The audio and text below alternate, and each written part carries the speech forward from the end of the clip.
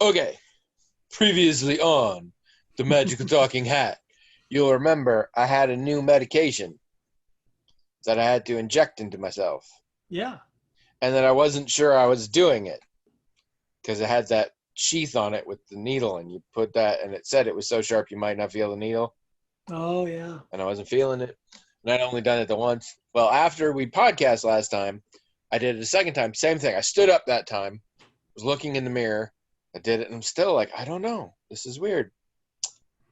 And then when I went to tuck Trish into bed later that night, she's like, "So I've been reading up on the instructions for this online. That pink sheath is actually an inner cap, and you're supposed to take it off, and there's just a needle, and then you jam the needle into yourself." So went and did that instead. Still Still couldn't feel it. It's a really thin, really sharp needle, but I mean, I could see that I was jabbing a needle into myself. But yeah, it means that the first two times I was just taking the pen, dialing up the meds, poking myself with some plastic, and then just squirting medicine everywhere. Oops. So,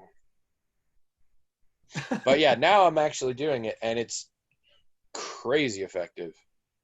What do you mean? Um, I I mean, how mean, can my you?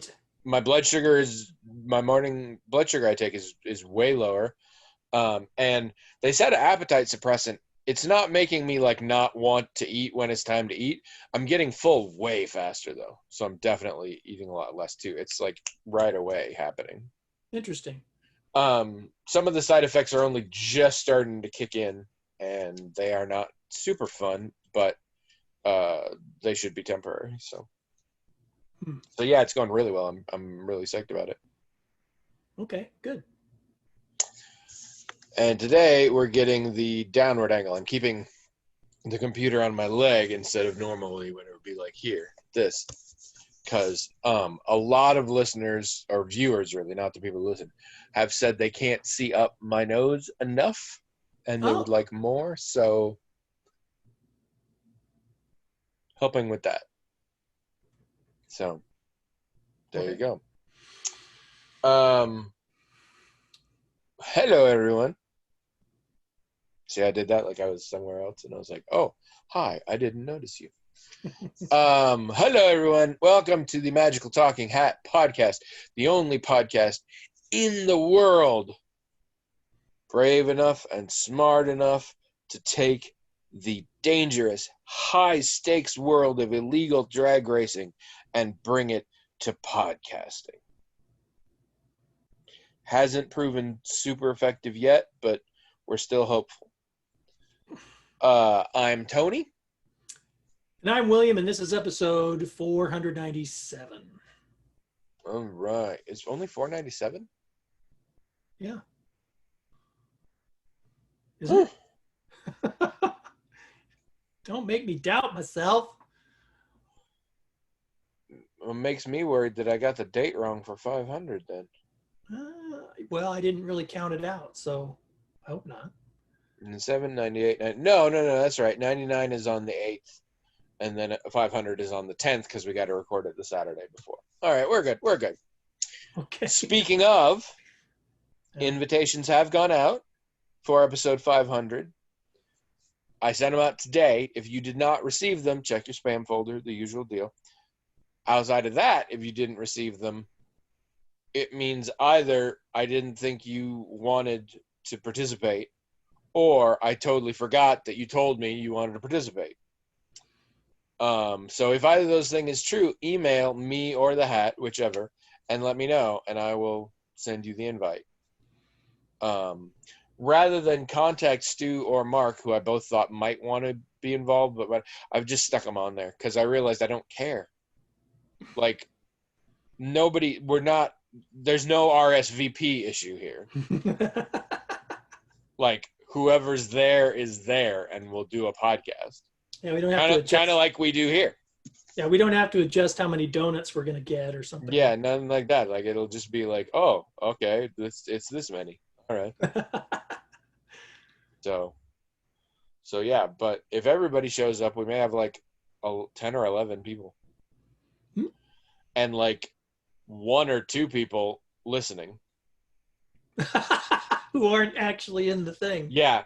In terms of actual regular listeners or viewers of our podcast, I can off the top of my head only think of 1 that's not on that list. Again, unless I forgot stuff, which I'm sure I must have, but and it's somebody who has never written in, and I very much don't believe they want to be involved. But if they do, they can let me know and I'll do it.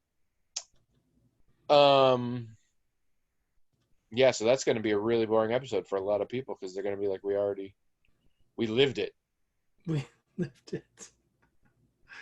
Like for me, that's how it is for me all the time. Is like, I don't listen because I'm like, I lived it. I was there. For those of you just joining us, we're planning our 500th episode, so you are late. But let me explain how this works. We have a hat. It is magical in that it has its own email address. Isn't that magical? TheMagicalTalkingHat@gmail.com. I wonder if in the future people will think this is silly because all hats will have email addresses. But at the time here, on our current time, it's unusual, nay magical, for a hat to have its own email address. TheMagicalTalkingHat@gmail.com. People, good, kind-hearted, helpful people, possibly some animals, write into that email address, TheMagicalTalkingHat@gmail.com, with little notes, comments, questions, topics, things like that. The hat, all on its own, magically transmogrifies those little emails into note cards with the information written on them that manifest physically within the hat itself. We, its illegal street racing servants, draw the note cards out of the hat at random, read them on the air, talk about them till we're bored, do that for about an hour. That's the whole show except the parts that aren't, which is most of the show. I notice I'm looking this way a lot today, and I would like to say there's something over here distracting me, but there's not. I have no idea why I keep looking over that way, but I am. It's weird. That is weird. So, how's your week been? It's been fine. Lovecraft Country is... It's getting weird. Well, it's not just weird. It seems like it's more gross than it was when it started out. It's deviating from the book more and more, so maybe they're finding more places. Because, yeah, the last episode, no part of that had anything to do with the book. There are no Korean people in the book of Lovecraft Country. There are no characters. There is no one named. While Atticus did serve in the Korean War, and that is mentioned, like nobody specific ever comes up. Certainly no part of it is ever set there. None of that. I kind of liked this episode as a standalone thing. But as I really don't feel like this show needs this extra plot in here. So, and apparently a lot of Korean descended people found it, according to one reviewer I read, problematic as fuck. Well, yeah, there's that, but it's also just, I mean, just I'm not the person that usually enjoys horror that's like really gory and stuff. I mean, that's just a personal preference. That's just a personal preference. So, when a lot of things are happening on the screen that I'm just not interested in seeing, or it makes me feel a little sick to see it, it's like, again, other people, if they're into that, that's fine. I don't care.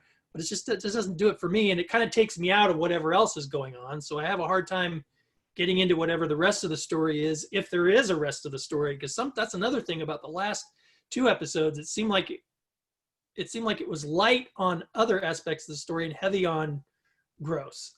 It's just like, to me. But maybe that's just because it bothered me so much that it just distracted from whatever else was going on. I don't know. Maybe because when I think about it, it was, the last couple episodes have been gorier. It didn't particularly stick out for me. I'm not into gore, but I frequently can sort of just ignore it, especially if it's stuff that is not, again, it's a realism thing. If you show me a realistic portrayal of someone, you know, getting sliced up or something, that will fuck me up. But, you know, hairy tentacles and people exploding. That seems kind of realistic to me. I don't know. I mean, How many hairy tentacles you run into? not how it happened, but a person blowing up. I mean, people do blow up, and it looks like what a person would look like if they blew up. I have no idea what a person would look like. I know, but it's convincing to me, is what I'm saying, and I'm like, I don't want to see that. It's gross. Ugh. So I don't know.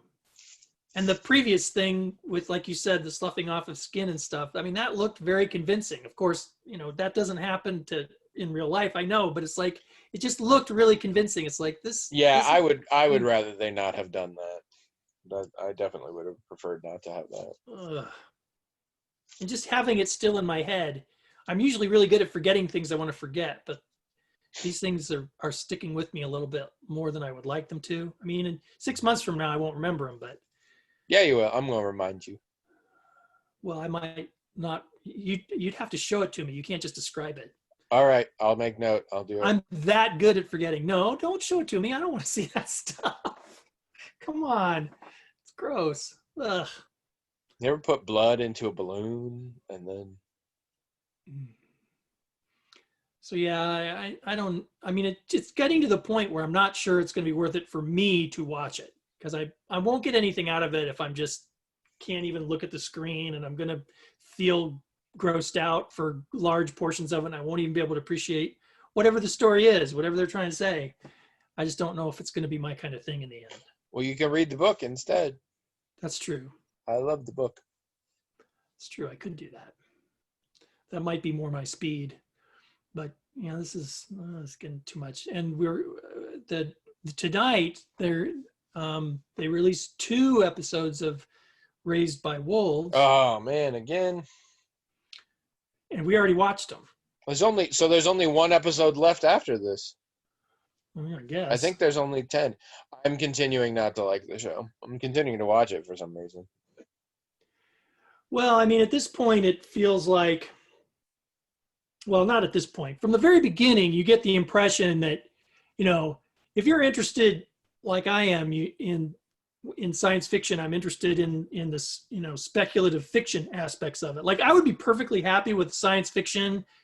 It doesn't mess with drama or romance or metaphor. It's just straight up you know, what might the world look like 100 years from now? That's all it really was. That's all its goal was, is to speculate on, you know, what might happen in the future with the barest plot to you know, give you to follow along to show you these things. I'd be perfectly happy with that. It doesn't need to make any kind of point or have any kind of agenda or like I said, metaphor or politics or anything like that. Although it's fine if it has those things. I can be perfectly satisfied with just a futurism or, you know, aspect to speculative fiction. But then you get something like what this is, and it's not really about speculative science fiction at all. It's using this setting to make some kind of point, and I'm not sure I always understand or really ever understand what it is they're trying to say. Oh no, and I don't think we'll ever figure. I think it's very much going to suffer like Lost, where a bunch of the shit that happens that's mysterious is never going to get explained. I can already feel that. So, and it's again, people go to IMDb, look at all the movies Ridley Scott has done, and ask yourself how many of them do you genuinely think were good? Because I think we've been fooling ourselves with a lot of these. But he did Alien, right?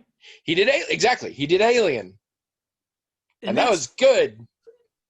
And then he did a bunch of other stuff. Good. Yeah, I don't know, because to me, Alien. My wife and I recently watched, as I probably mentioned, all of the Alien movies. We got this DVD set where they were all in there. Yeah, I got one of those. And we watched them all. one day, and it was really fun to watch them. And interestingly, the second one was the weakest one, the one that was fit the least in the whole thing. I mean, we like the second one for various reasons, like a lot of people like it. But I'd say it's one of the most popular of them, yeah. Yeah. But in the context of the larger narrative, it does not fit at all, not in tone, not in really any way.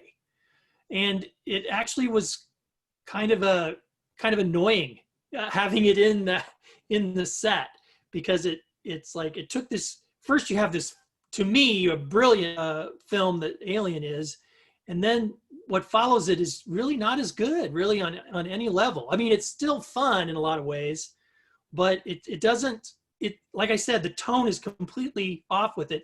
And then the other movies, which again have their own problems, at least they're consistent in tone and a little bit in theme, and they're kind of interesting in those respects. But you heard it here first, people. William just crapping all over Bill Paxton's grave. No, that's one of the things we liked about the second one was Paxton. But yeah, when you put them all together, it's like it doesn't fit at all. It's not that great in comparison. And I'm saying that even not liking some of the later films, but the first one was so good, and it was so seems so thought out. Don't get super excited. Anytime people get too excited about how great Alien is, just remember micro changes in air pressure. What? That was how they tracked the alien. A device that recorded micro changes in air.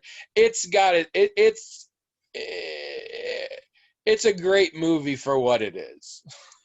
Well, what it's not a perfect film by any stretch. No, of course not. But it's what I really appreciate about it was all of the subtle things. You know, the design of it, the world building in it. You know, that they're not beating you over the head with. It's just there. How convincing the actors were in their roles. I mean, it was completely believable who they were and what they were doing and what their lives were like and what motivated them. It was like, this is just really good how this is put together. And in fact, that was something that was lacking in some of the later movies that seemed to be trying to tell you something all the time instead of just showing it to you. And so yeah, I mean, not a perfect film, you're right, but there was just a lot of good film craft in it, is what I'm getting at. It's good. I think it's a good movie. And some of the later movies tried to do some of that, but then on top of doing those things, it tried to tell you something all the time, and I'm not sure why. Well, and different people made each one. Yeah. Well, Scott didn't do any of those follow-ups. He did Prometheus and Covenant. Yeah, which were terrible, except for I liked Fassbender's portrayal, and his character was, I thought, really good, but a lot of it was really awful. I don't know how that happened. But yeah, I mean, that's a good point you're making. What other film from Ridley Scott can I think of that impressed me as much as Alien did? And I can't think of one. But he has a definite style, and this show feels very much, even though he's not directing them, he's just the EP on this. And I am having fun because it is clear that not only is it a common aesthetic feature, milk is clearly a plot point in this series. And so it's one of those, is this an homage or a satire? Right. So I'm curious about that. But yeah. Something else we did this week is we never finished Warehouse 13. We never finished it. I didn't either. But it's on Peacock. Oh, okay. Which is free with ads. So if you can stand watching the ads, we finished it. We finished Warehouse 13. I eventually read up. I mean, I watched the episode that was the resolution of the cliffhanger from the penultimate season. Mm-hmm. And then I didn't watch after that, but I eventually went and read up. And it was one of those things where we were DVRing at the time, and one of the DVR things got screwed up. And I mean, watching the show again all these years later, I still thought it was very fun. I liked the design of it. I liked the premise of it, and some of the acting was good, not all of it. Yeah. and the plots were usually not even close to being good. No. Some of the artifacts were clever, but a lot of them weren't. I don't know why they were so uneven with that, but I did think it was fun. I mean, if there were more seasons of it, I'd probably, if they'd had one or two more seasons that we didn't watch, I'd watch them because they were fun. Once you're in, it helps. I am now just over halfway through the second season of 12 Monkeys. And we are getting into our stride here. We are being funny a lot. We're being very ensemble-y about it. Frequently each episode has like a main plot and a couple of subplots dealing with different people in different places. We're getting there. We are still in that phase of basic cable television where the show feels it has to keep our attention by having a major twist every episode, which is fine. I feel I'm like, honey, you need to relax more. I'm with you. Like, you don't have to impress me every time. So we aren't into episodes yet. We don't have a solid framework where, we do this we don't have a monster of the week vibe yet. And that would almost be easier, but I'm having fun with it. I'm still seeing a lot of, hey, that's the dude from Killjoys in this episode. Hey, that's the guy from Battlestar Galactica. Like all the workhorse Canadian sci-fi actors show up for like an episode or two, and I'm like, I know that one. What's that? What's that show that you showed me when I was over there? Is it Joe Pera? Is that right? Joe Pera. Joe Pera talks to you. Talks to you. So he's on something. He's on Peacock or Adult Swim. So it must be on HBO Max. Could be. Anyway, so I showed my wife the first one of those. She didn't really get it, I don't think. Super soothing. They're very nice. I thought it was, I remember seeing it before. Maybe it wasn't the right one to show her. Maybe I should have. If it was one of the early specials, it didn't work as well. Yeah, they're not. It's not perfectly even, but when you get it, you can sort of adapt after that once you're in the right frame of mind. But it's earnestness as comedy is not for everybody. I very much enjoy it. Whereas like I don't enjoy, say, cringe comedy as much. Or we finished watching The Duchess, the Katherine Ryan show that I had mentioned. Comedian Katherine Ryan did a sort of semi-autobiographical. It's not really autobiographical, but it pulls a lot from her actual life to do this thing. And it was good, but there's a thing about British comedy, especially when it's like the half-hour sitcom variety, where Brits think it's incredibly funny if people's lives fall apart. And I always find that very stressful. And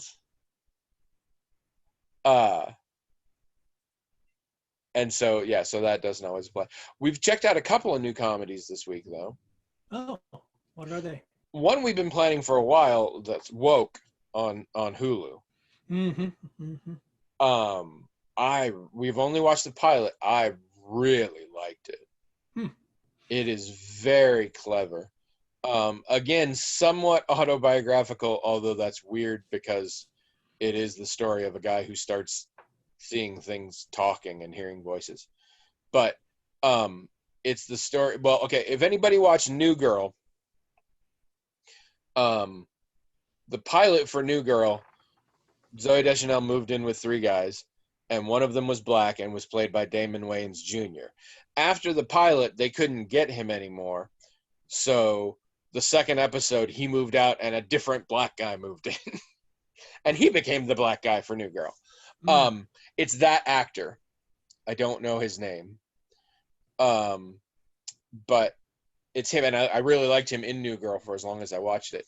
And it's him playing a comic artist who is about to go big. He's going to have national syndication.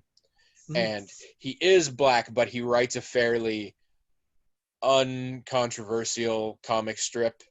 It's called Toast and Butter, and those are the two characters. And like, it's not, it's very mainstream, not no message involved or anything like that particularly.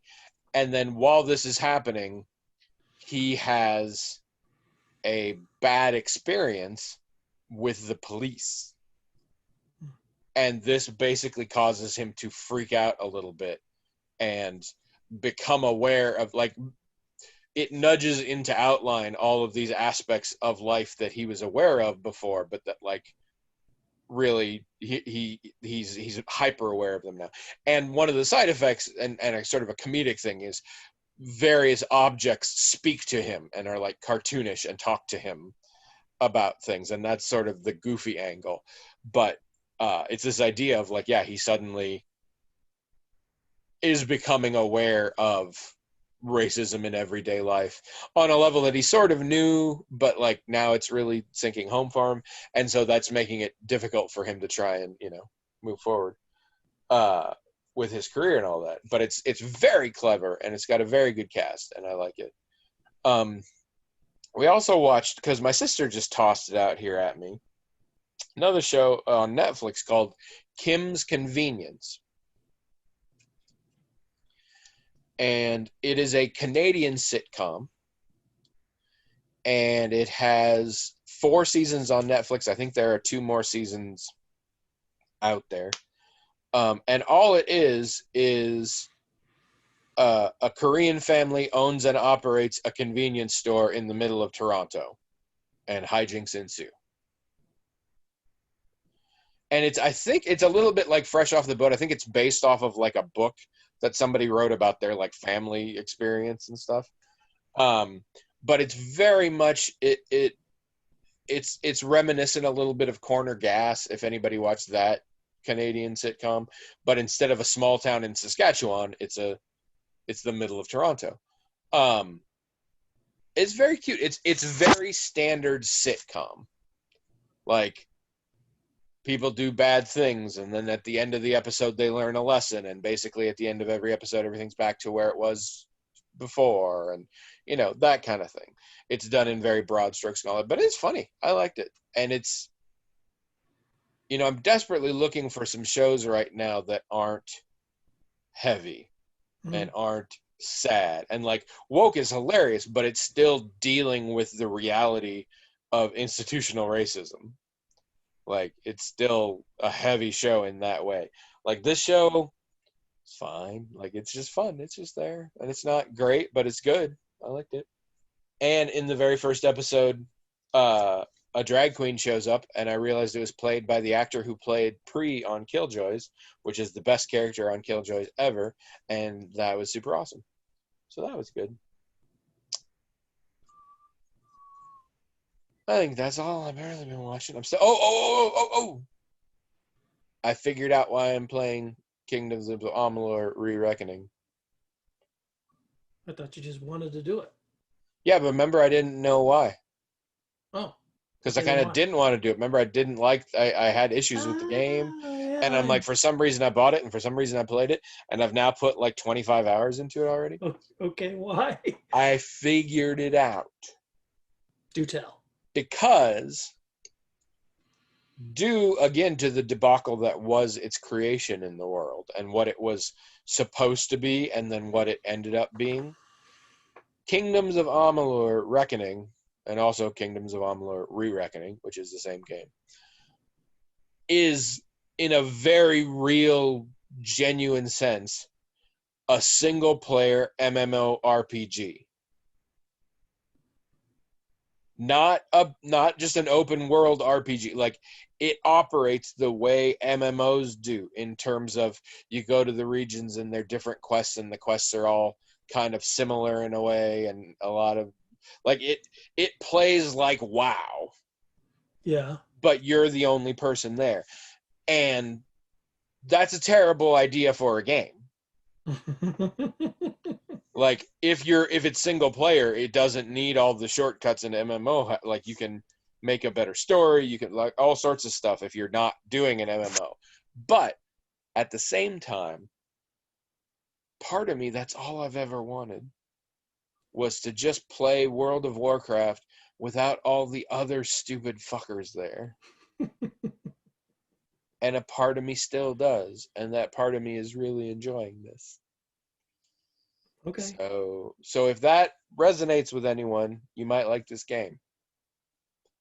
Because I always tried various MMOs, and what it came down to is I'm like, I don't like playing with other people. And I want to, but it just doesn't work. This game is really cool, but all these other fuckers, and not only they're in my way and annoying, and some of them have terrible names, and they're doing stupid dances and distracting me, but also in a lot of cases I have to join up with them if I want to play certain parts of the game. And I don't know that. So this is just a single player version, so it's fun. And I'm trying to play it differently than I played it last time, and so that's been kind of cool. But yeah, so I'm playing a lot of that.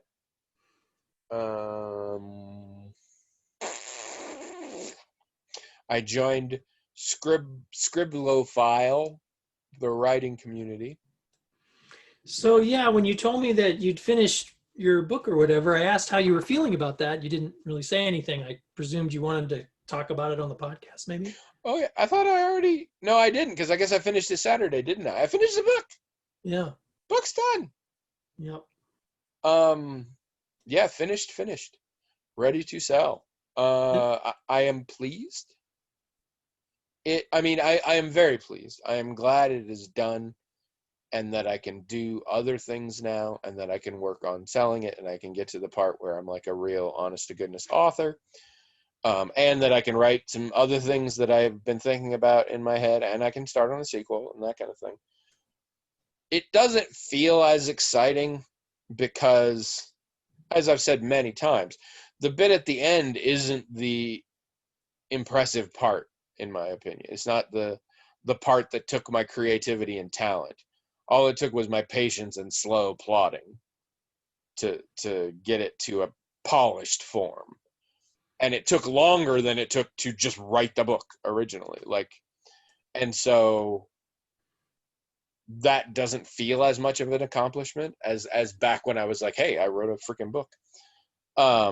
But it's still good, and it does feel like an accomplishment, and it's a real thing. Like, a lot of people do NaNoWriMo in November, and they write a thing, and I have read some things that people have written for NaNoWriMo, and what they are jumbles of words that, with a lot of editing and rewriting and changes, could be a good story, and they never get beyond that point. And so I am pleased that I'm like, this is a real grown-up book that I would feel comfortable with just self-publishing and putting on Amazon right now, as is.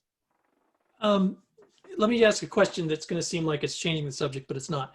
When did you and I start where we worked previously, like, having daily conversations and was it only when you came and worked on my team, or was it before that? No, I think our friendship, such as it is, began when I moved to the Vision team. And when was that exactly? When did we work there? Well, I left in 2006. So probably 03 or 04. Okay. So I started there in 01. So yeah, it was probably 03 or 04. Oh, you think you worked over in accounting for like 3 years or so? 2 or 3, and then 2 or 3 in Vision. Okay. I only worked there for 6 years, 01 to 07. So we've probably been friends for like 15, 16, maybe 17 years. Yeah, more than 15, less than 20. So that's a long time. But I remember very early on, you and I talked about the prospect of you writing a book that long ago, like I say, 15 years ago. And I remember at the time you feeling very skeptical about you ever being interested in doing it, or that you even if you got interested in doing it, you'd get bored or something. Yeah. So this seems like a pretty big deal to me. that you're at this point. It's an extremely big deal. It's just most of the big deal part happened earlier. So Yeah, my right. amazement and plea, but no, and this is one of those things. I've essentially wanted to be a writer my entire life. Sure, yeah. And sometimes it's taken a backseat, sometimes it hasn't, and I haven't worked really hard at it ever. Right. I would go in fits and starts, and even then, like, I would get really inspired and I would write a short story. I would never go back and rewrite it or anything Right. like that. Yeah, yeah. And yeah, I mean, and I dealt with stuff in college, and I dealt with people saying to me, if you really were going to be a writer, you'd probably be writing. Yeah, Uh, you told me that once. yep. And it was super shitty, but it was also not wrong. Yeah. That is not every good writer says it, but a lot of them do. The key to actually being a real writer is you got to write a lot. It doesn't have to be good. It doesn't, at least to start with, but you just have to write a lot. It's a muscle. It's a habit. And I'm still not that great at that. I mean, it's taken me years to get this one, but I'm working on it, and I have more faith in my abilities than I used to. But yeah, by the time you and I met, I had soaked in the reality that, like, this was, why would this happen? This was not going to happen. Like, I had spent decades not doing it. Well, there is a flaw So in the statement, if you were going to be a writer, you'd be writing. There is a flaw in that logic. And that is writing ultimately is just a kind of storytelling. And there are a lot of people who are like you, for example, who are storytelling all the time. Maybe they're not writing it, maybe they're yeah, not writing pages, but storytelling is a huge part of who they are and their life, and they're doing that. yeah. And to say that if they're not actually physically writing something down, they're not actually working the muscles that you would use to write is not exactly accurate. I mean, writing does take a certain type of skill and whatever, but the Oh yeah, storytelling yeah, muscles can still be worked. yeah. But in a lot of cases, like the way I was living my life, it was far more likely I, for example, would have gone into stand up Mm, than mm, writing. And to be mm. fair, I believe this really gut-wrenching advice was given to me at a time when I said, well, what I really want to be is a writer, but it seems like I just can't ever, I'm never writing anything, which was true. At that point, it had been years since I had written any stories. And so it's really weird to be like, what I want to do is write stories, but I'm not like that. So, I mean, I got it. Well, And I took it personal at the time, and it was depressing for a while, but it wasn't wrong. And the way I got around it is I just wrote. yeah, yeah, right, right. That's exactly right. And and now the trick is to not rest on that. And I didn't rest on that in that I edited it and finalized it, and now it's a real live book. Now I have to not rest on having done that once. So we'll see. And it's hard now because the other thing I'm doing is homemaking. And homemaking is much more direct. I spend an hour doing something, and afterwards I have tangible, visible proof as to what I did. Yeah. Writing, I mean, so much of that, but I'm hoping this community is going to help. I've joined, I haven't done anything yet, but I'm hoping a lot of it is reading other people's writing and giving them constructive criticism. And I feel like I'm good at that, and I enjoy that. I also think reading a bunch of other people's writing will help inspire me.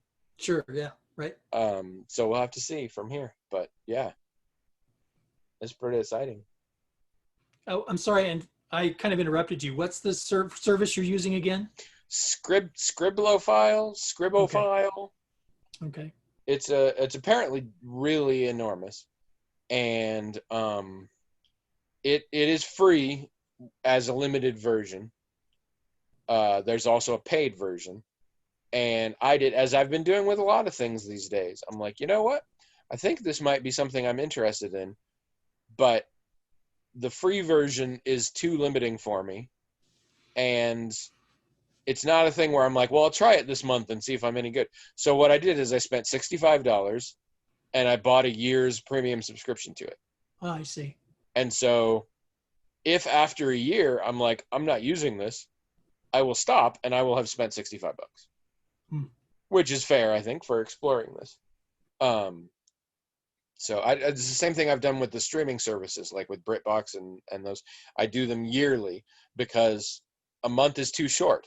Sometimes, depending on what's going on in that month, you didn't have time to watch anything, or you were really into something that was on a different streaming service, and so you were watching a ton of A that. year, really. It's for a whole year. Yeah, but if you spend a whole year, you're like, I haven't watched it at all, then you don't need it. If I spend a whole year and I'm like, I haven't been using this site at all, this community at all, then... And they got forums and stuff, and so I'm hoping I'm going to get good advice there on the whole trying to find an agent thing as well. Yeah, so we'll see. Do you have any connections with the whole agent thing? I know people who worked in the publishing industry. I do not personally know any agents. I know a couple of resources to find them, but that's a lot of it. It's a numbers game. I mostly just need to find agents that I think are in the wheelhouse of what I'm writing and send them a cover letter in the first 3 chapters. And if I do enough of them, hopefully somebody will write back and say, I want to see the rest of it. And if that happens enough, hopefully somebody will go for it. Back in the day when I was looking for agents and publishers, I found some, and I don't remember who they were, or I would just tell you. But there were some groups, like publishing groups and or agent groups that were primarily interested in highlighting, promoting, getting out there to publish works that featured like trans characters and the like. Yeah. And that was back in the day. So yeah, there are a lot of... The niche is too strong a word, but there are a lot of publishing companies now, because there are a lot of different ones out there, have specific interests, and I'm hoping that's going to be the thing. Like, because the simplest way I keep referring to my stuff now is SJW fan fiction, because I am coming from a position of not being able to write to the experience of people of color, women, or queer individuals at all. But I'm writing what I want out there, and what I want out there is a huge, diverse feminist spectrum of characters of all sorts of races and gender identities, skewed female. I like having more female characters than me, and that's just what I enjoy. And I have to be very careful that I'm not saying too much about the experience, because I can't. But those are the characters that I want, so hence SJW fanfiction. Is that for me? I was expecting a call.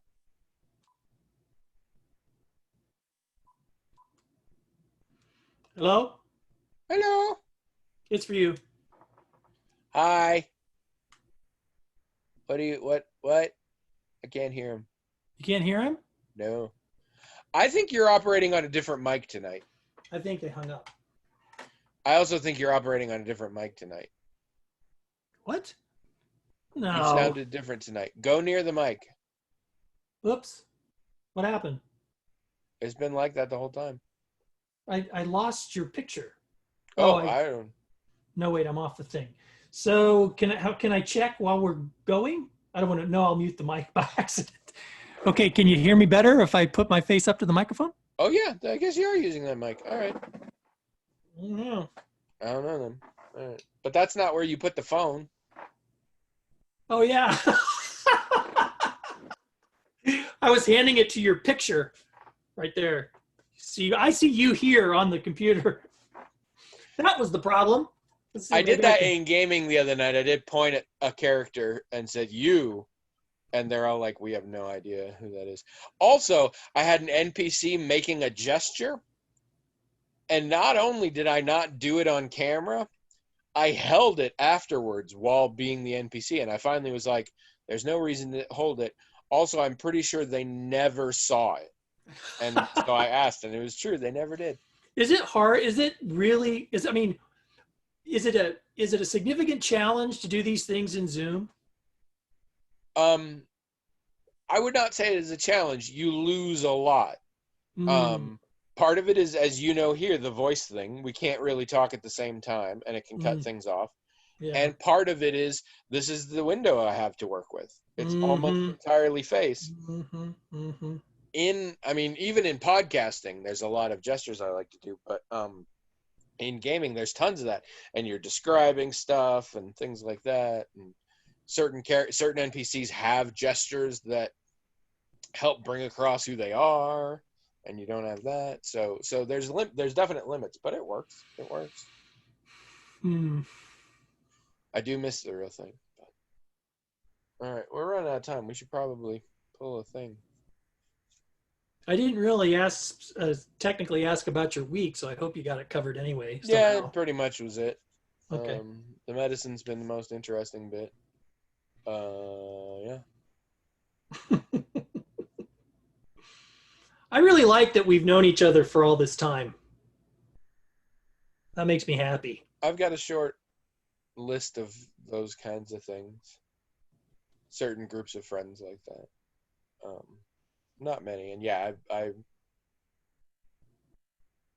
been spending a lot more time lately thinking about the individual relationships in my life, what they mean to me, and if I am behaving in a way that corresponds with what they mean to me. That's a good thing to think about. Well, and it ties very strongly into a resource scarcity thing. I'm only willing to give so much to the people in my life as a whole. And so I don't want to just have a whole bunch of acquaintances. I mean, and I do, but I mean, like, you have to be on a specific list for me to really go to the mat for you. And that list is getting a lot more deliberate it used to be like, oh, I just do what I want to do. But nowadays I'm like, no, there are people in my life that I am choosing that they are important. And so I've got their back, whatever it is. And unsurprisingly, a lot of it is tied into people that I've known a long time, like I've known you. Yeah. But like I've recently, I mean, it's a semantic thing on a certain level, but I've recently decided that the neighbors are family to me. Sure. I had decided a while back that the kids were essentially my niece and nephew because it was just easier, and I've talked about that before. But I realized, no, their parents are also family. In a very real sense, we don't do a ton together. We have a lot in common, but we have a lot not in common. Yeah. But I'm there for them, and Right. I got their back, and that's important to me. That's nice. Anyway, Jeebus. This is one from Azure Talent, and it is big. Oh, man. It was already abridged, but it's still big. Dear Hatsons, when making a character different from yourself in gaming or writing, how do you authentically represent them without being racist, sexist, etc.?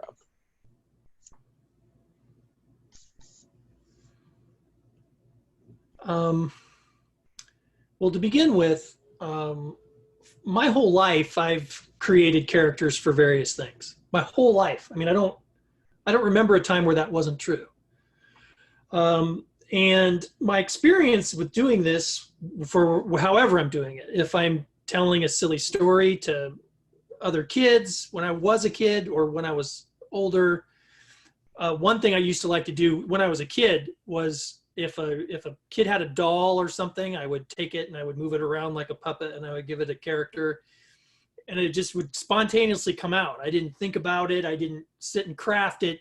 But this character always had a distinctive personality, always said and did things that I didn't really plan. And so when I did puppeteering, it was the same. When I created a character for a puppet, it was the same. When I wrote sketches, it was the same. When I acted in sketches, it was the same. So this has always been the same kind of process. When a character is part of whatever I'm doing, even if I'm writing a novel, I kind of just let that character take over and decide. Now, as far as what happens when it's a female character and or a person of color and those things, I don't know for sure if I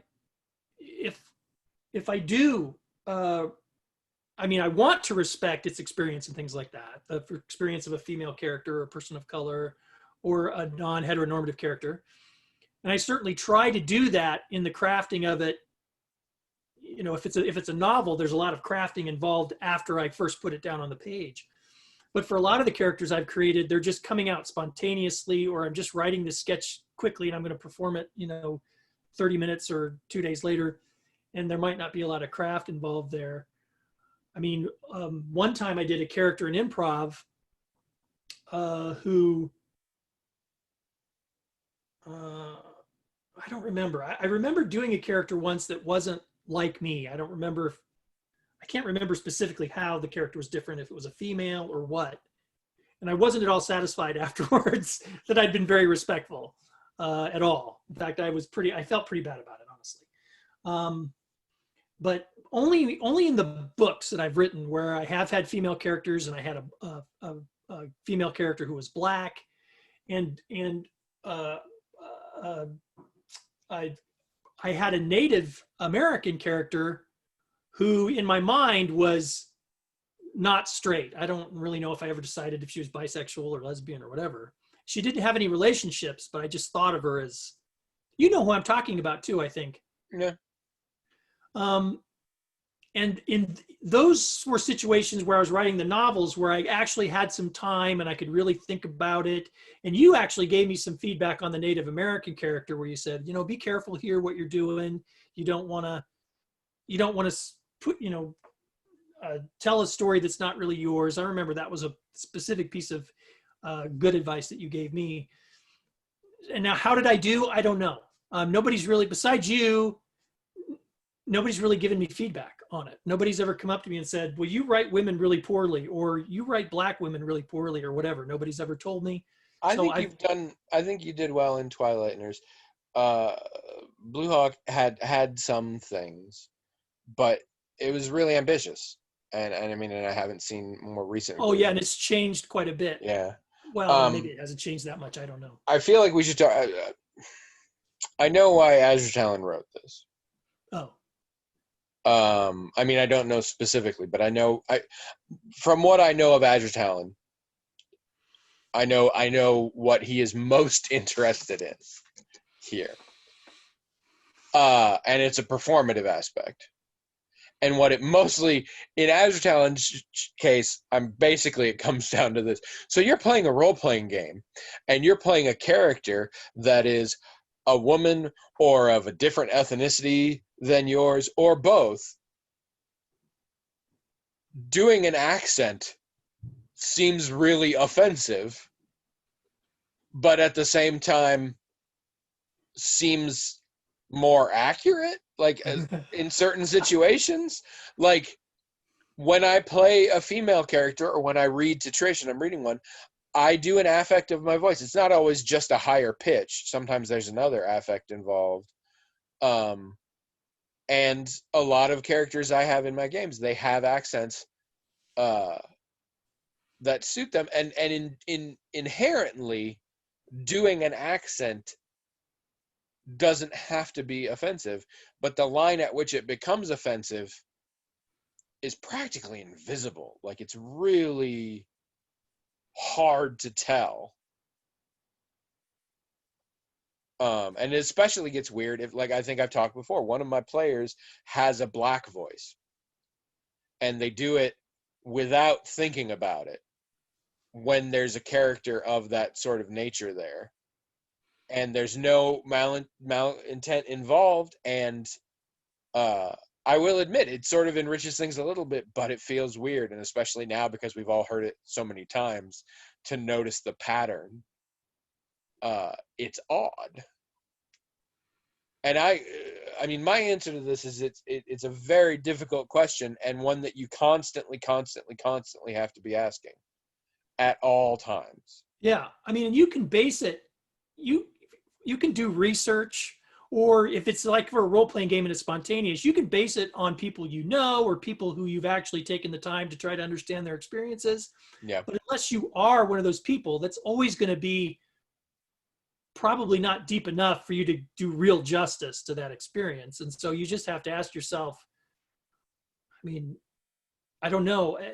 I don't I don't know what the rules are. You know what I mean? I don't know if it's okay to do this or if it's only bad if it And offends somebody or and what. yeah, and it varies, and especially in a role-playing game where you're in a private scenario, it should only matter to that group. At the same time, it's really weird if you're like, okay, we're all white people here, so we can just do whatever. And that has happened with my group. We have gotten caught into a whole thing where at a certain point we're all dying laughing because due to weird cyberpunk tropes we were playing with, we ended up doing an audible version of Clippy, the old paperclip from Word, but it's in VR and they have a really thick Asian accent. And it got super offensive. And it was isolated in that room, and we were all laughing and we were all also terribly ashamed at the same time, and we all had to acknowledge, like, this is horrible, we should not be doing this. I think, and I've talked about this before, I think you just constantly have to be checking with yourself. Why and this extends beyond performance. Now, obviously, why am I doing the accent? What is the impact of this accent? Do I think that therefore is a good idea? But with everything, this character, I gave them this trait. Did I give them this trait because they are a female character, as opposed to if this was a male character in the same role, I might not have given them this trait? If so, is that a stereotype? Is that understandable? Is it trivial? And it varies, and you have to keep, you can't set, as soon as you feel like you've got it down, you're in trouble. As soon as you feel like you have the flow chart worked out and you know what to do with it, that's bad, in my opinion. As soon as you're like, oh, this is okay when I'm making black characters, this is not, and those are the rules, then I think you're screwed. Each time you have to be like, why did I do this? What impact is it having in my story, in my gameplay, in my sketch? What is the reaction going to be? Is it necessary? Is it worth it? Yeah. Why does my eye itch so much? When I was a kid, I was totally fascinated with accents, and I was totally I fascinated still love accents. with voice actors who could do them and all this other stuff.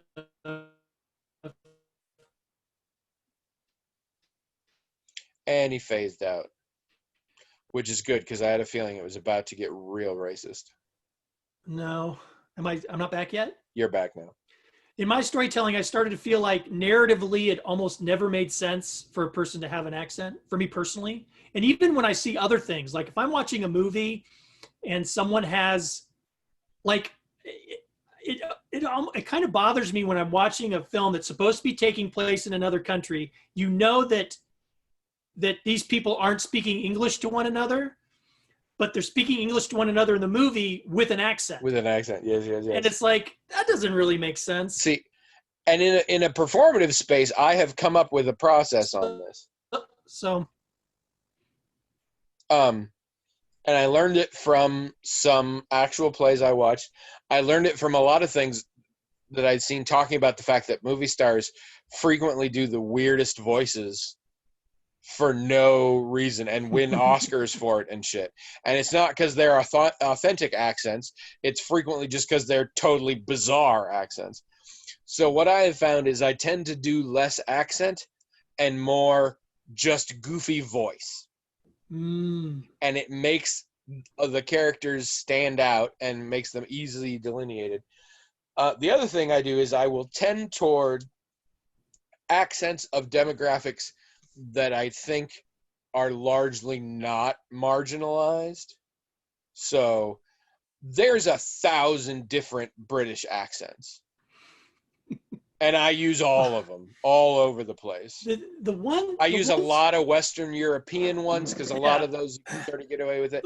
In general, Scandinavian ones are good because nobody's really making fun of. They're not suffering for, like, that's not a thing. So, like I said, at some point I realized I didn't really need accents in my narrative, so I didn't use them. And I don't use accents when I role play either, usually because it starts to get tedious to keep it up. So I just forget about it. Mm-hmm. But the one thing that I made that I did use an accent in was Will versus Chocolate.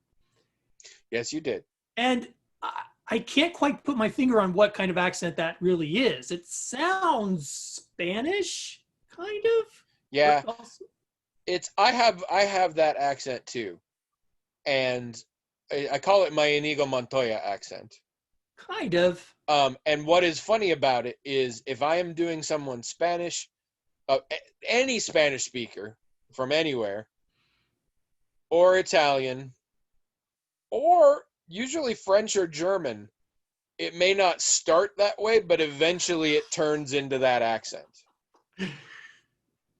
every It. time. I meant for it to be not a particular nationality at all. I meant for it to be kind of a lusty European Latin, but Latin, not. there we go. You know what I'm saying? I Like, do. I absolutely do. because that's a stereotype in Western storytelling of a Southern European male, seductive, whatever. So it wasn't really Spanish, but it was more Spanish than anything else, I suppose. It didn't sound very French or Italian necessarily. And another way to get around it sometimes, do an impression of a specific person. Yeah. So Yeah. like in that instance, not that I think it was a problem, but had you been concerned, you know what you do in that situation. In that film, you should have just done Ricardo Montalban. Would have fit Yeah. perfect. Yeah.